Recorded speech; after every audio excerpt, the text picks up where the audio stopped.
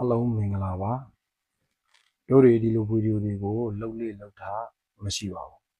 အခုချိန်ခါမှာတော့ဗုဒ္ဓဘာသာဝင်တွေအားလုံးအတွက်နောက်ဇလီမင်းဆောင်တွေအတွက်ဒီဗီဒီယိုကို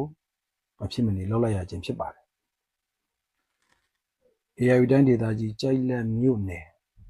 ကျောင်းစုကြီးရွာအုပ်စုဝေယုံစုကြီးရွာမှာထွေရပေါယဟန်တာဇံရပုတ်ကိုဆိုပြီးတော့အုံတောင်းနေဖြစ်နေတဲ့ဒီကိစ္စဟာရိုးရိုးသားသားမဟုတ်ဘူးဟာတာတခုတည်းမဟုတ်ဘူးဆိုတာကိုသိစေချင်လို့ဒီဗီဒီယိုကိုလုပ်ပြလိုက်တာပါဒီပုတ်ကိုဟာစိတ်ကြမ်းမာရေးမပြည့်တဲ့ပုတ်ကိုပါစိတ်ကြမ်းမာရေးမကောင်းပါဘူး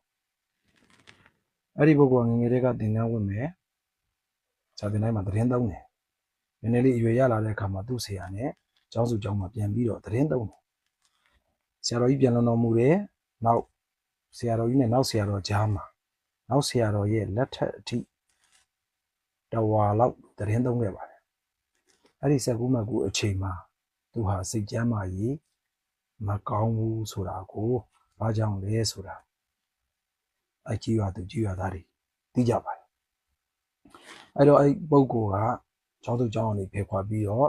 သူ့ရဲ့ယဟန်တာယကမဒေါ်ကြီးရဲ့အိမ်ကိုသတင်းသုံးပါတယ်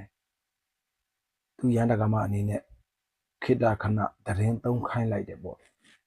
သတင်းသုံးဝင်ပြုတယ်စိတ်ပြေလက်ပြောက်ဝယ်ပြော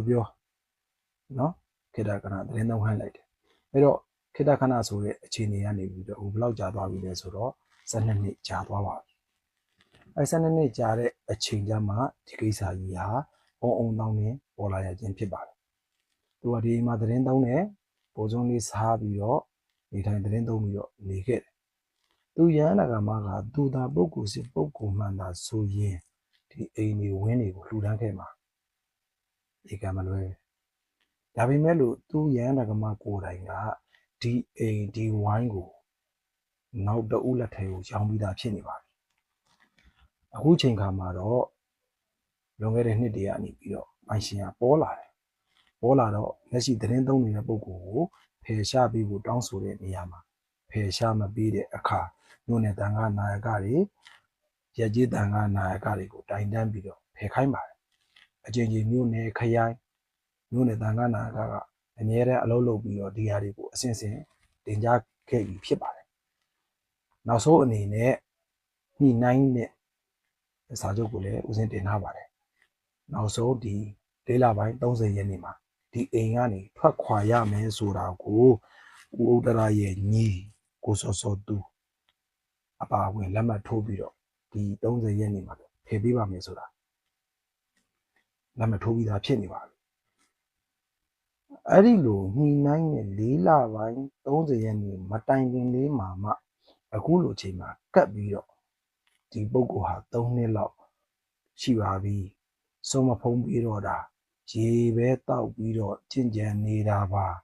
ကောင်းကင်ပေါ်မှာဇံရယဟန်ကောင်းကင်မှာဇံပြန်နေတာကိုတွေ့ပါတယ်ဆိုပြီးတော့ပြောပြီးတော့ဖွာတာဒီခရိယန်တွေဖြစ်ပါတယ်ဦးသိရှိမှာဒေတာတွေရှိပါတယ်ခရိယန်တွေကနေပြီးတော့ခရိယန်အဲ့ရွာကခရိယန်ဘာသာဝင်တချို့ကနေပြီးတော့ဇံရယဟန်တွေ့တယ်စသည်အဖြစ်တောင်းအိုးတောင်းနေဖွာလိုက်တာဘုံတော့မရှိတဲ့ဘာသာရေးအတိတရားနေတဲ့ပုံကိုယ်တွေကလည်းယဟန္တာလို့ဆိုလို့ရှိရင်ဟုတ်လားနော်ဖြစ်နေကြ14မျိုးဆောင်တွေရထုံးစံအတိုင်းဘုံနောက်ကလည်းနဲတော့ဘာသာရေးအတိနေတဲ့အခါကျတော့တွားပြီးတော့သူထံကအလူရဲ့တွားခြင်းဖြစ်ပါတယ်ဒါဟာဘုံနောက်မရှိတဲ့လူတွေပြောတာဘာသာရေးအတိမရှိတဲ့လူတွေကငါပြောတာအဲ့တော့တကယ်အစစ်မှန်ဒီပုဂ္ဂိုလ်ဒီစိတ်ကြမ်းမာရေးမပြေပါဘူးနောက်တစ်ခုဒီ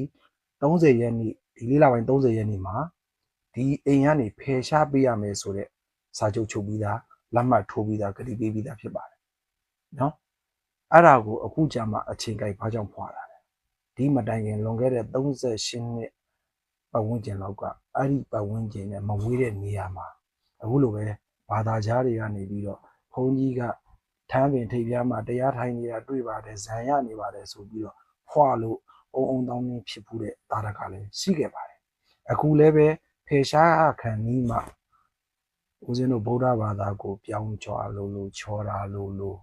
တန်ဖိုးမထားတာလို့ဖွာတာဒီဘာသာကြားတွေဖြစ်ပါတယ်အဲ့ဒါဗုဒ္ဓဘာသာဝင်တွေကဒါကိုမသိဘဲနဲ့ဆဲဆိုးနေခြင်းဖြစ်တယ်ဆိုတာလေးကိုတင်ပြခြင်းဖြစ်ပါတယ်အားလုံးအမှန်တရားကိုဆက်ပြီးတော့လေ့လာကြပါ